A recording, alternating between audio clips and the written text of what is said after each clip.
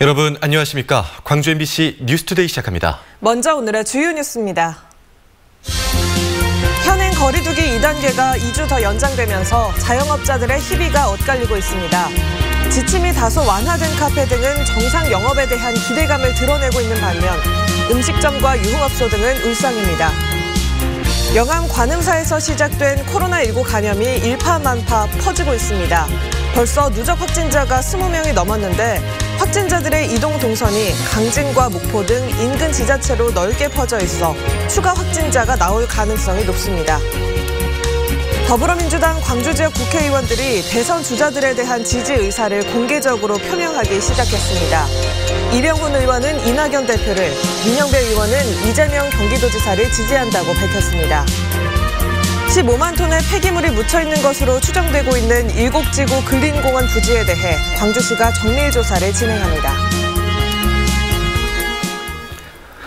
광주와 전남 일부 지역에 대설특보가 내려진 가운데 많은 눈이 내리고 있습니다. 먼저 날씨부터 살펴보겠습니다. 이다솔 기상캐스터 나와주시죠. 밤사이 눈이 내리면서 온 세상이 온통 하얗게 변했습니다. 해안 지역을 제외한 광주와 전남 대부분 지역에 대설주의보가 발효 중인 상태고요. 해안을 중심으로는 오늘 오전을 기해서 강풍특보가 내려질 전망입니다. 현재까지 내린 눈의 양 살펴보시면 광주에서는 6cm가량의 눈이 내렸고요. 영광과 한평에서는 8cm 안팎의 눈이 내렸습니다. 무안에서는 9cm가 넘는 눈이 내렸습니다. 서해상에서 형성된 눈구름대가 서풍을 타고 유입되면서 눈은 오늘 오후까지도 이어지겠습니다. 오늘 오후 3시 무렵까지 광주와 전남 지역에는 3에서 8cm가량의 눈이 더 내려 쌓일 전망이고요. 눈이 약했다 강해지기를 반복하겠지만 특히 출근길 강한 눈이 내릴 것으로 예상됩니다. 무엇보다 교통안전에 주의하셔야겠습니다. 눈이 내리면서 오전 중에는 날이 유독 흐리겠는데요. 눈이 그친 오후부터는 날이 점차 맑아지겠습니다.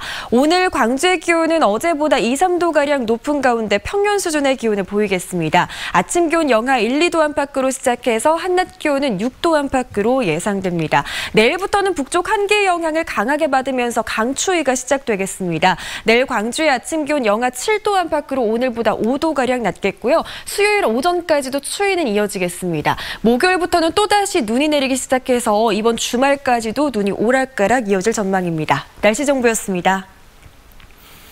사회적 거리두기 2단계가 이달 말까지 연장되면서 자영업자들의 희비가 엇갈리고 있습니다. 지침이 다소 완화된 카페 등 일부 시설은 한숨을 돌렸지만 음식점과 유흥업소들은 속이 타들어가고 있습니다. 보도에 송정근 기자입니다. 광주 상무지구의 한 카페. 그동안 사회적 거리두기 2단계 지속으로 매장 안에서 커피 마시는 게 금지돼 매출이 평상시의 10분의 1 수준으로 줄었습니다. 그나마 샐러드나 스프 등 음식물은 매장 내에서 먹을 수 있어서 매출에 조금이나마 도움이 됐지만 매장 운영 자체가 힘든 상황. 거리두기 지침이 완화됨에 따라 다시 정상 영업을 할 수 있을 거라는 기대감에 마지막 고통을 참습니다. 테이크아웃 손님이나 그런 손님들이 있긴 했는데 훨씬 정말 적은 손님들이 오셨었거든요. 완화가 되면서 조금 더 괜찮아질 거라고 기대를 하고 있어요. 광주에서 음식점을 운영하는 사장은 또 한 번의 거리두기 연장이 야속하기만 합니다. 이번에도 밤 9시까지만 영업을 할 수 있게 해 저녁 장사를 또 포기해야 합니다. 우리도 많이 협조를 해야 되겠지만 너무 타격이 심하니까 그래도 시간이라도 조금 늘려줬으면 좀 그런 바람이 있죠. 저녁 시간. 유흥업소 업주들은 2주간 영업금지 연장 결정에 반발하며 집단 행동을 예고했습니다. 과태료 등 처벌을 감수하고서라도 영업을 재개하겠다고 밝혔고 광주시청 로비에서 항의 천막농성도 계획하고 있습니다. 광주시는 신규 확진자가 계속 발생하고 있는 만큼 영업주와 시민들의 적극적인 협조를 부탁했습니다. 지역사회 감염들이 계속해서 끊이지 않고 있기 때문에 집합금지 유지 시설 기간을 2주간 연장하는 거에 대해서 좀 시민 여러분들께서 또 영업주 분들께서도 같이 협조해 주시기를. 한편 광주에서 코로나19 신규 감염자가 9명 발생해 누적 확진자가 1,442명까지 늘어났습니다. 특히 광주 1,426번째 확진자와 같은 회사에서 근무하는 직원 2명이 신규 확진 판정을 받는 등 새로운 감염 연결고리가 나타났습니다. 전남에서도 영광 친척집을 찾은 경기도 거주자 한 명이 신규 확진 판정을 받아 코로나19 확진자가 660명으로 증가했습니다. MBC 뉴스 송정근입니다. 영암의 한 사찰을 중심으로 한 코로나19 확산세가 무섭습니다. 인근 시군으로 번지면서 누적 확진자도 빠르게 늘고 있는데요. 천호성 기자가 취재했습니다. 영암군 삼호읍에 있는 관음사. 서울 확진자가 다녀간 뒤인 지난 14일 사찰 스님과 신도 그리고 주민 등 3명이 코로나19 확진 판정을 받았습니다. 지역 간 감염은 사찰 신도와 접촉한 영암군 도포면에서 시작됐고 덕진면과 영암읍 등으로까지 확산됐습니다. 코로나19 진단검사 결과 영암 지역 확진자는 사흘 만에 21명으로 늘었습니다. 특히 확진자들이 마트와 목욕탕 등을 다녀간 것으로 파악되면서 방역당국에 비상이 걸렸습니다. 군에서 운영하는 마을회관, 경로당, 체육시설 등 공공시설을 당분간 운영을 중단하겠사오니 적극 협조해 주시기 바라며 이런 가운데 강진군도 코로나19에 뚫렸습니다. 지난달 31일 영암 관음사를 방문했던 강진읍 흥덕사 스님을 포함해 신도 2명이 코로나19 확진 판정을 받았습니다. 강진군은 흥덕사가 있는 마을 주변에 대한 방역 소독을 강화하는 등 지역 전파 차단에 나섰습니다. 앞으로 일주일을 최대 고비로 보고 추가 감염자가 나오지 않도록 방역 대책에 모든 역량을 집중하겠습니다. 그동안 코로나19 청정 지역이었던 강진에서 확진자가 나왔다는 소식에 주민들은 불안해하고 있습니다. 불안하죠, 속으로는. 그걸 안 하다가 이제 그걸 해놓은 게 아무래도 더 불안한 사실이지, 그건. 목포 지역도 비상이 걸렸습니다. 코로나19 추가 확진 판정을 받은 영암 주민이 목포의 한 병원에 지난 13일부터 사흘 동안 입원했던 것으로 확인됐습니다. 의료진과 환자 등 140여 명에 대한 전수조사가 진행되고 있는데 이 확진자는 지난 11일 영암 관음사를 방문했던 것으로 알려졌습니다. 영암 관음사발 코로나19가 지자체를 넘어 빠르게 확산되고 있는 상황. 전라남도는 12월 29일부터 1월 15일까지 영암 관음사와 강진 흥덕사를 방문한 도민은 보건소 선별진료소에서 코로나19 진단검사를 받도록 행정명령을 내렸습니다. MBC 뉴스 천호성입니다. 순천시가 전 시민을 대상으로 재난지원금을 지급하기로 한 가운데 여수 시민들에게도 지자체 차원의 재난지원금이 지급될지 주목됩니다. 여수시는 1인당 25만 원의 재난지원금을 지급하기로 내부 방침을 정했으며 오늘 권오봉 시장이 브리핑을 통해 관련 내용을 발표할 예정이라고 밝혔습니다. 침체된 도심을 재생하는 사업은 지속 가능성을 염두에 둬야 합니다. 그래야만 나중에 다시 쇠락하는 사태를 막을 수 있을 텐데요. 사업 추진 과정을 보면 걱정되는 곳들이 있습니다. 양현승 기자가 취재했습니다. 무안군의 대표적인 번화가였던 무안읍 일대입니다. 쇠퇴하고 있는 이곳에 도시 재생 사업이 시작된 건 지난해. 축구장 19개 면적에서 주거지와 상권을 다시 일으키는 사업입니다. 4년 동안 도시 재생에 쓰이는 전체 예산의 65%, 338억 원이 투입되는 곳은 옛 전통시장. 전체 면적의 10분의 1에 그치는 부지입니다. LH가 98세대짜리 아파트를 짓고 복합문화센터 등 시설공사 위주로 예산이 투입되는 동안 주거지, 상가지역 활성화는 수박 겉핥기 식입니다. 노후주택 수리는 고작 9채에 그쳤고 주민 공동이용시설 사업비는 절반 이상이 상가와 주거지가 밀집한 지역과 떨어진 지하 주차장을 만드는 데 쓰입니다. 낙지 골목의 상가 주차장도 어설픕니다.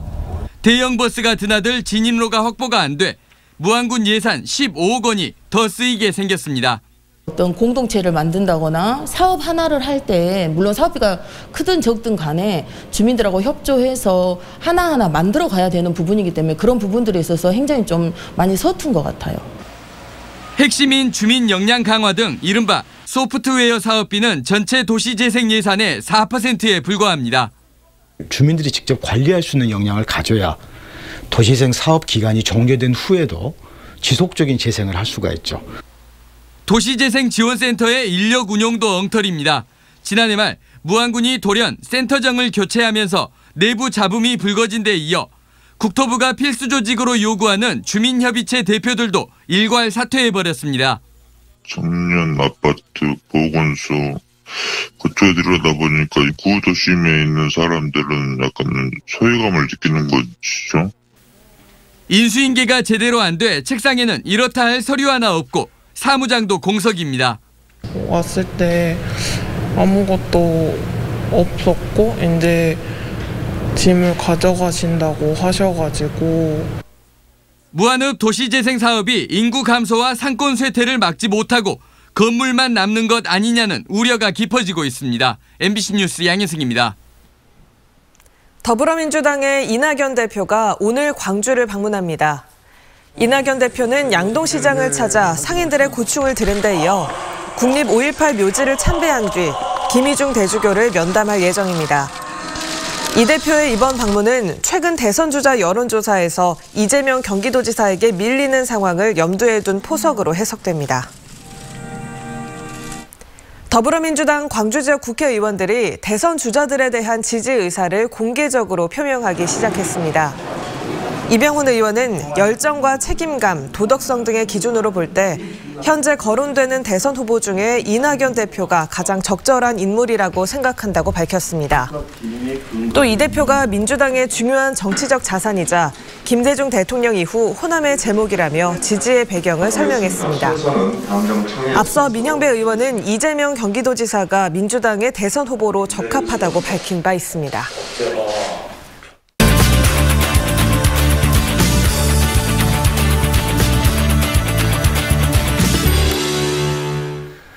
4월 7일 재보궐선거를 앞두고 여야 정치권이 본격적인 선거 체제로 전환하고 있습니다.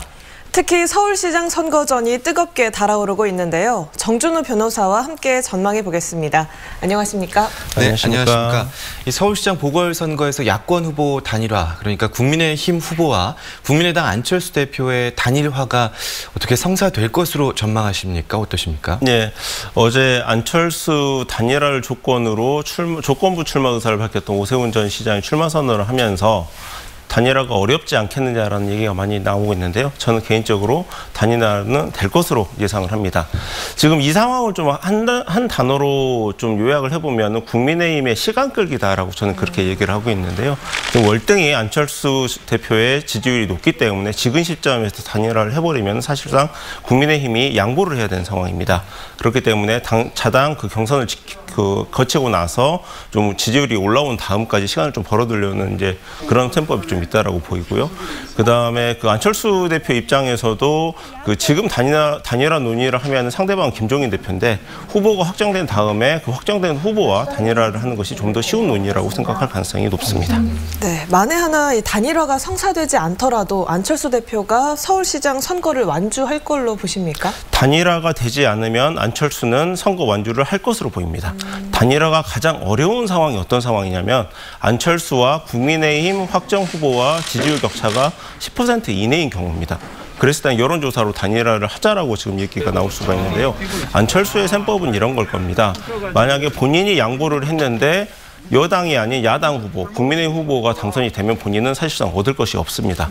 본인이 양보를 했음에도 불구하고 여당 후보가 당선이 됐을 때는 그 책임론으로 야권 재편이 이루어질 텐데요. 그 상황에서 본인이 그 야권 재편 과정에서 주도적으로 키를 가질 수가 있기 때문입니다.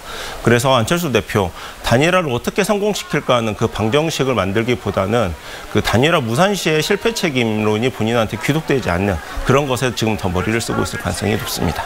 그렇군요. 보궐선거가 치러지게 된 배경이나 최근의 수도권의 민심을 고려하면 여당의 유리한 구도는 아니다라는 게 원론적인 어떤 분석인데, 그런데 야권이 분열한다면 얘기가 달라질 수도 있지 않을까요? 네, 분열하지 않고 단일화가 된다라고 하면은 여권은 필패의 선거입니다. 그래서 지금 우상호 그 전 원내대표의 출마 이후에 여권 인사들의 출마 선언이 다소 지연되고 있는 것도 그 배경이 있습니다. 선거 역사상 뭐 다자구도 3자 필승론, 4자 필승론을 먼저 얘기했던 야권 후보가 성공한 예는 저는 기억을 하지 못하고 있는데요. 그런 만큼 이게 참 고충책이 많습니다. 지금 아마 안철수의 그 단일화 논의가 국민의힘에게 달갑지 않은 이유는 딱 한 가지입니다. 바로 1년 뒤에 대선이 붙어있기 때문인데요. 만약에 안철수에게 그 입당을 시키지 않고 그 야권 연대의 모델로 단일화를 해줘서 후보를 확정을 하게 돼버리면은 당장 여름부터 임기가 끝나는 윤석열 총장을 영입을 해야 되는데 윤석열 총장 역시 입당하지 않고 안철수의 모델처럼 본인도 그 원외에서 단일화를 주도를 하겠다라고 이렇게 나설 공산이 크기 때문입니다. 네, 서울시장 보궐선거에 비해서 상대적으로 부산시장 보궐선거는 좀 주목도가 덜한 게 사실인데요. 어떻게 전망하십니까? 네, 오늘 질문 중 이제 가장 쉬운 질문이신데요. 네. 부산시장 선거는 야권에서 당연히 가져갈 것으로 보이고요. 그 쟁점이 됐던 뭐 가덕도 신공항이라든지 이런 부분들도 크게 지금 뭐 대립을 하고 있지 않기 때문에 큰 뭐 그 관전 포인트는 없습니다. 한 가지 변수가 있다면 뭐 이런 걸 수도 있습니다. 김무성 전 대표 등 그 부산 지역의 그 이른바 지분을 가지고 있는 거물 정치인들이 자기 사람을 심는 과정에서 경선이 좀 과열될 수 있는 여지는 있긴 하는데요. 그런데 지금 상황에서 부산은 그 야권 시장 후보군들끼리 뭐 그렇게까지 과열 조짐은 보이지 않고 있기 때문에 큰 문제는 없어 보입니다. 네, 이 4월 재보선이 이제 석 달도 채 남지 않았는데요. 남은 기간 동안에 어떤 변수들이 그 판세를 가르는 것으로 작용할 거라고 보십니까? 예, 지금 뭐 부동산 정책 등 정책 관련된 이슈는 이미 다 지금 오픈이 돼버렸기 때문에 큰 변수는 안 될 거라고 보고요. 뭐 김동연 경제부총리에 대한 영입설이 양쪽에서 다 나오고 있어서 인재 영입이 좀 한 가지 변수가 될 수가 있는데요. 여러분들이 지금 보시기에 한 가지 좀 이걸 지켜보는 포인트 중에 하나는 그 유력 영입 인사들이 그 선거에 나올 때는 낙선했은 이후에 보상책과 염두에 두고 나오게 되는데 지금 대선이 1년 뒤에 지금 바로 연달아 있기 때문에 약속을 받더라도 그 약속을 해준 사람들이 각 당의 집권 세력에서 빠져버릴 가능성이 있기 때문에 그 영입 대상 인사들은 매우 지금 신중해 줄 수밖에 없는 구조입니다. 네, 4월 7일에 이뤄질 재보궐선거 관련해서 이야기 나눠봤습니다. 고맙습니다. 고맙습니다. 감사합니다.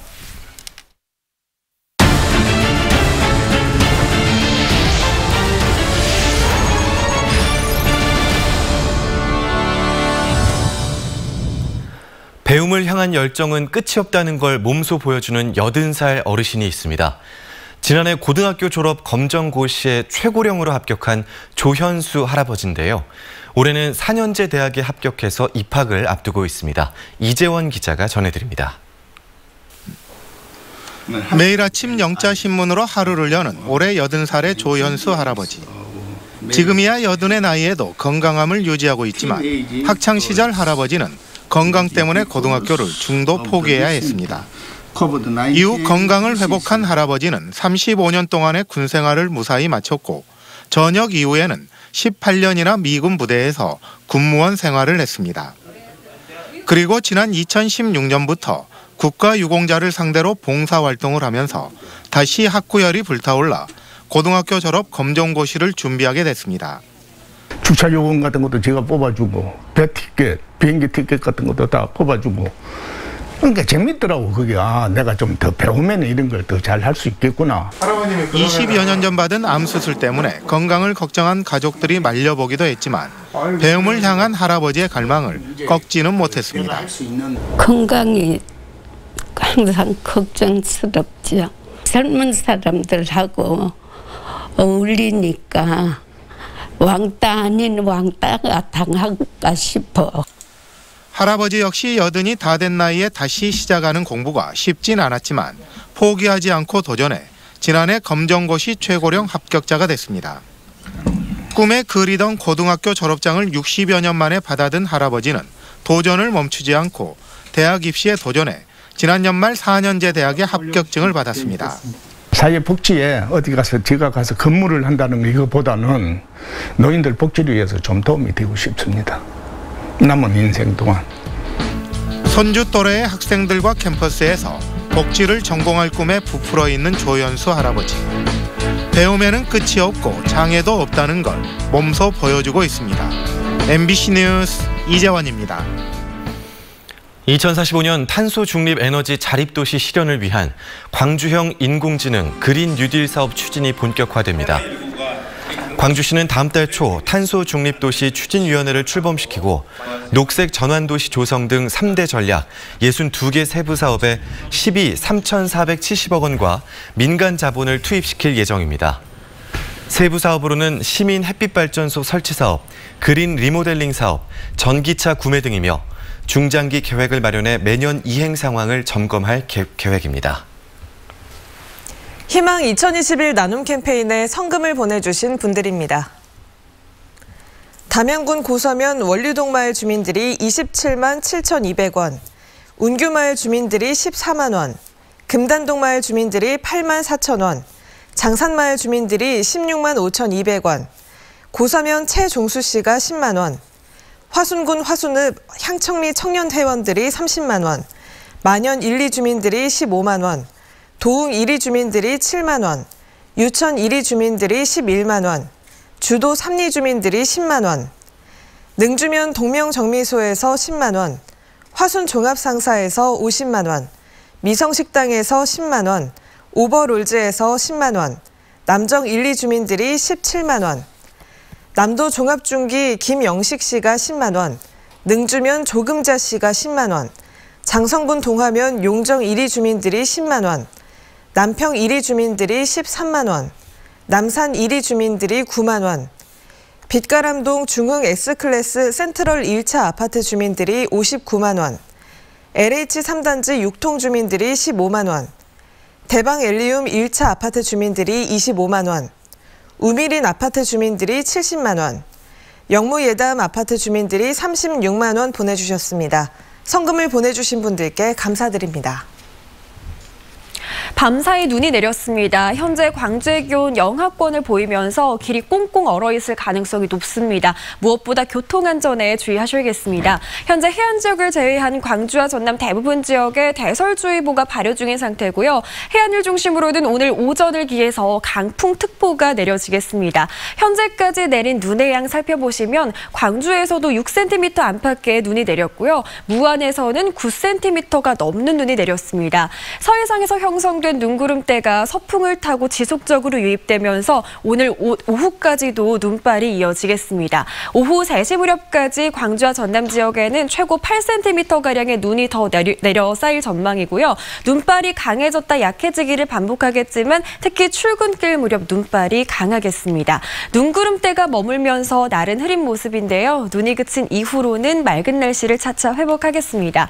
광주 현재 기온 영하 1, 2도 안팎으로 시작합니다. 한낮 기온은 6도 안팎으로 오늘 아침 기온과 낮 기온 모두 어제보다 2, 3도가량 높습니다. 또 평년 수준의 기온을 보이고 있습니다. 목포에서는 영상권으로 시작해서 한낮 기온은 6도 안팎으로 예상되고요. 구리와 순천에서는 영하 5도 안팎으로 시작해 한낮 기온 6, 7도 안팎으로 일교차는 10도 이상으로 크겠습니다. 바다의 물결은 최고 3m에서 3.5m로 높게 일겠습니다.